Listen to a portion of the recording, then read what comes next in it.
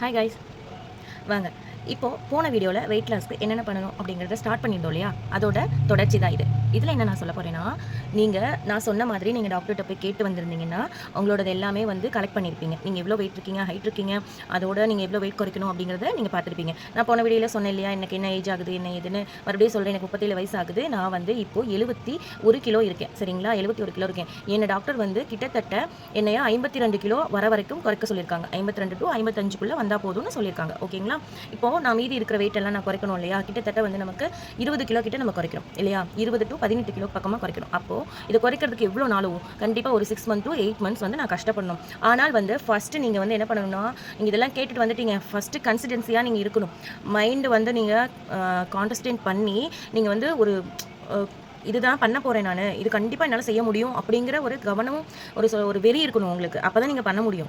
நீங்கள் வந்து இப்போ ஒரு வாரம் பண்ணிட்டேன், 10 நாள் பண்ணிட்டேன், வேறு ஏதாவது வேலை வந்துருச்சு, ஏதாவது ஒன்று இருக்குது அப்படின்னு சொல்லிட்டு நீங்கள் அதை விட்டுற மாதிரி இருந்ததுன்னா தயவு செய்து அதை ஸ்டார்ட் பண்ணவே பண்ணாதீங்க.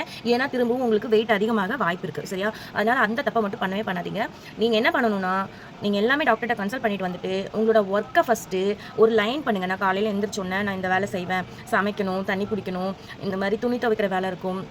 அது நமக்கு எவ்வளோ வேலை இருக்குன்னு தெரியும் இல்லையா? வீட்டில் இருக்கவங்களுக்கு அந்த மாதிரி வேலை இருக்கிறதுனால நீங்கள் அந்த வேலை எல்லாமே ஒரு ஷெட்யூல் மாதிரி நீங்கள் தான் போட்டுக்கணும். சரியா? நமக்கு யாருமே பண்ணித்தர மாட்டாங்க, நமக்கு யாருமே செய்யவும் மாட்டாங்க, ஹெல்ப்பும் பண்ணவும் மாட்டாங்க. நம்மளோட உடம்பை நம்ம பார்த்துக்கணும் அப்படின்னா நம்ம தான் எல்லாத்தையும் பார்த்துக்கணும். ஓகேவா? ஸோ அதனால் கான்ஃபிடென்ட்டாக ட்ரை பண்ணுங்கள். நெக்ஸ்ட் வீடியோவில் இன்னும் நான் டீட்டெயில்ஸ் சொல்கிறேன் என்னென்ன பண்ணணும் அப்படிங்கிறத.